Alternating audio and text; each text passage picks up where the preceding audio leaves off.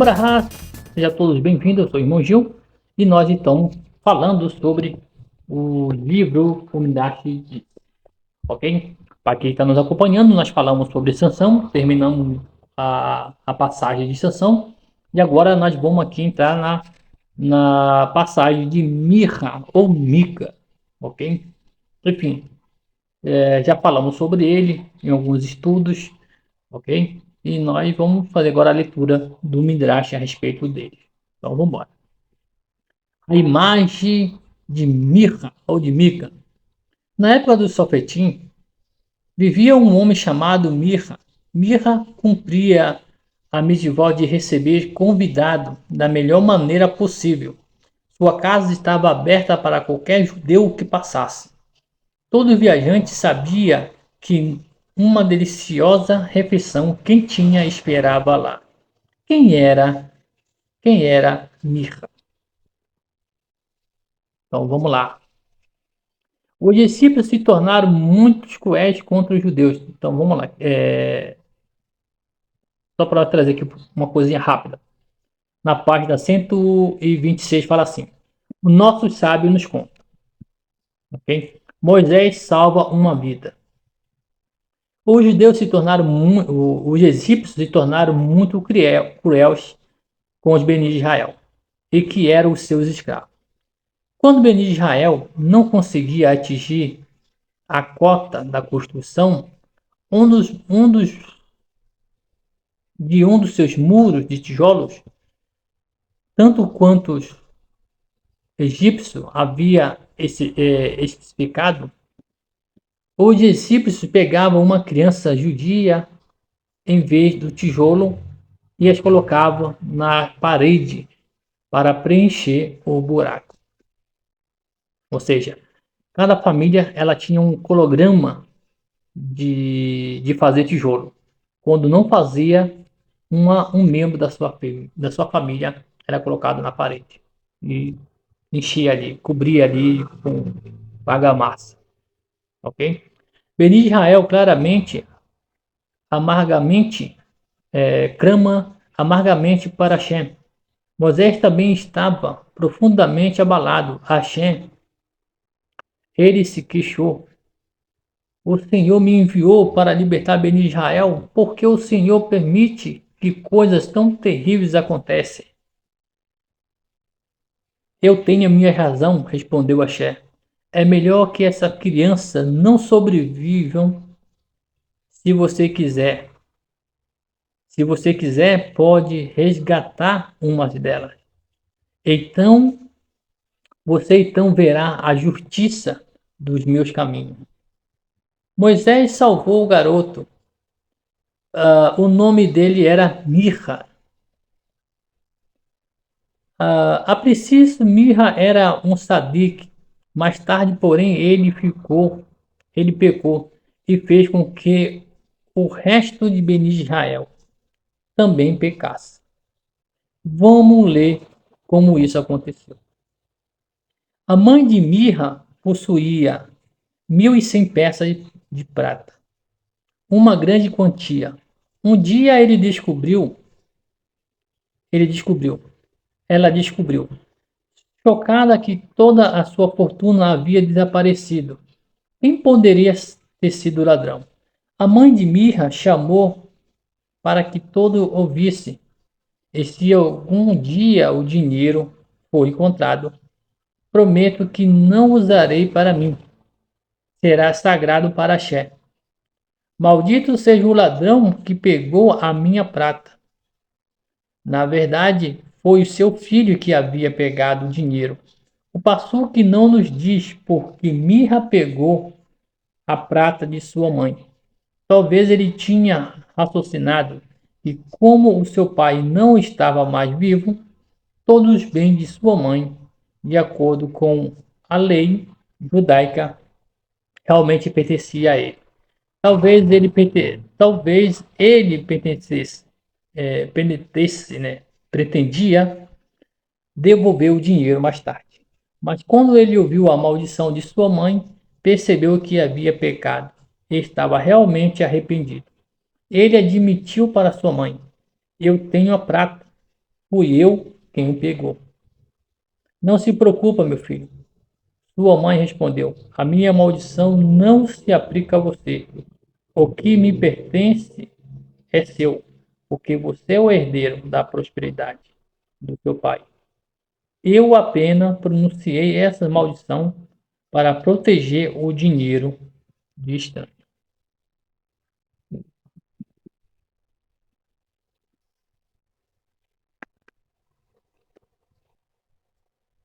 O que você abençoa? Vamos lá.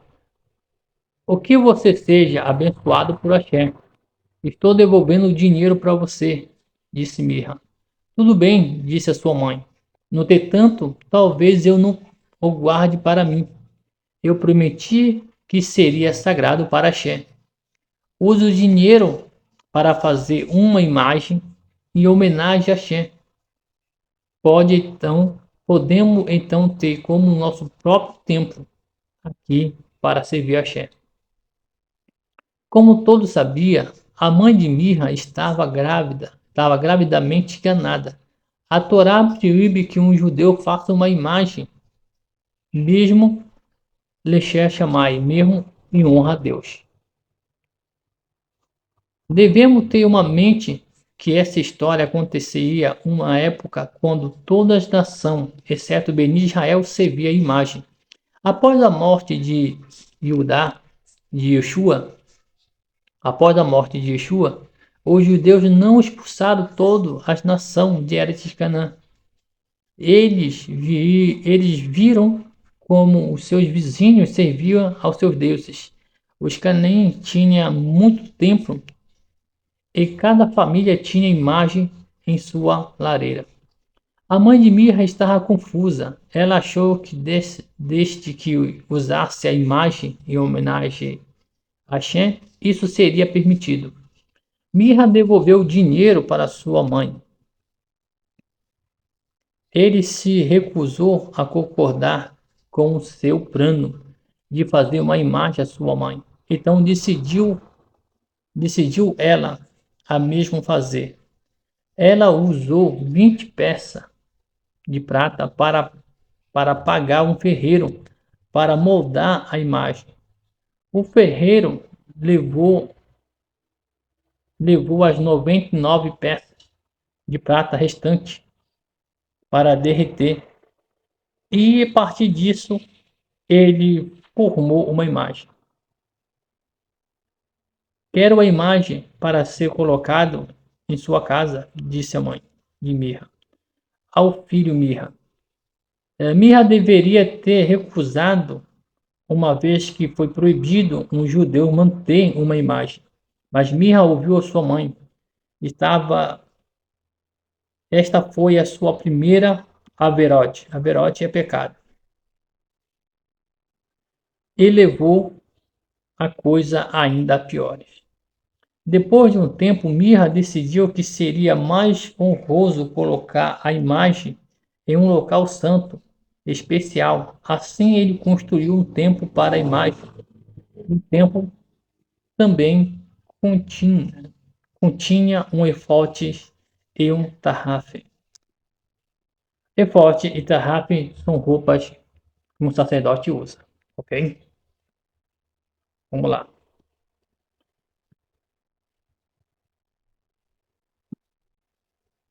Você se lembra que era o efote? Era uma das roupas do Cohen Gadol. O que era um tafim que Mirra colocou no templo?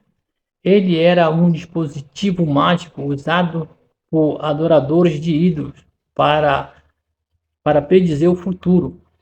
Alguns judeus não tinham imunar, ou seja, não tinha fé, não tinha crença forte em Axé. Eles perguntavam ao Tarrafim sobre o seu futuro. Mirra nomeou um dos seus filhos para servir como um Cohen, um sacerdote em seu templo. O Cohen acendia as velas e queimava a especiaria. Ele orava a Hashem para enviar ajuda através da imagem. Esse tipo de serviço não significa ser idólatra. Era uma maneira estranha de servir a Hashem e que era copiada dos não-judeus e proibida pela Torá, porque um juiz da época não disse a Mirra que ele estava fazendo era errado, porque o sofete, né, o juiz, não destruiu a imagem.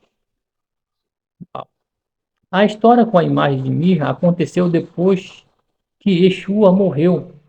O primeiro sofete, Otiniel, não havia sido nomeado. Foi um período confuso em Israel,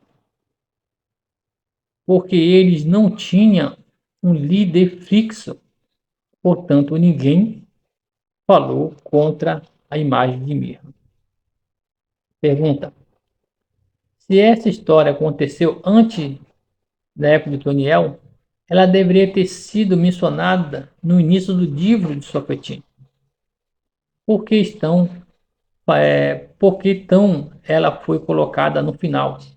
A resposta: Axé não quis colocar essa história desagradável e que é cheia de Beni Israel no início do Sofete. Ele não queria que as nações comentassem assim Beni Israel se estabeleceu na terra. Eles já fizeram uma avará grave. A história foi registrada no final para colocar culpa em todo o Sofete. E ao longo dos anos da liderança do Sofete, nenhum Sofete destruiu a imagem, como veremos em breve. Eles foram punidos por isso. Terceiro, a história de Sansão e da imagem de Mirra foram propositalmente colocadas lado a lado. As duas ensinaram a mesma lição. O dinheiro tem poder de se tornar pessoas má. Dalila traiu seu marido, Sansão, aos filisteus, por subornos de 1.100 peças de prata que eles ofereceram. A mãe de Mirra também possuía uma fortuna tão grande que acabou pensando essa ideia pecaminosa de fazer uma imagem. A pessoa deve ter cuidado de usar o dinheiro apenas para o fim que deseja, de acordo com a Torá. Bom, pessoal, para quem já estudou comigo o estudo de Sansão, que a gente vai trazer algumas coisas, fala o seguinte, que Sansão, que Mirra é filho de Sansão, ok? Isso é uma discussão no Talmud, isso vem da explicação da Guimará e outras coisas, ok? E aqui no livro nós estamos vendo que Mirra era um dos garotos que viveu lá no tempo da escravidão, ok? Então a pergunta foi dada aqui é que Deus não queria começar a história dos juízes mostrando que o povo de Israel, né, estava fazendo haverá pecado, ok? Pessoal, tem duas notas aqui no rodapé, vamos dar uma lida nela? Fala assim: essa ideia de essa ideia me parece estranha. Acredita ou não? Hoje também existem alguns judeus que servem a Shem de maneira confusa. Eles cumpriam costumes não judeus, como ter templo ou sinagoga, onde homens e mulheres se sentam juntos, ou de onde uma mulher lidera as orações. Certamente esses judeus não são Tamit, haha, não são estudiosos da Torá. Eles, eles saberiam que essas coisas são proibidas pela Lahá, pela lei judaica. Eles querem ser judeus, mas no mesmo tempo não querem ser tão diferente dos não judeus. Infelizmente, uma avará, um pecado, leva a outro. Se os pais ainda não têm alguma conexão com a Torá, os filhos têm muito menos. e os filhos desses que se afastam ainda mais do caminho da Torá.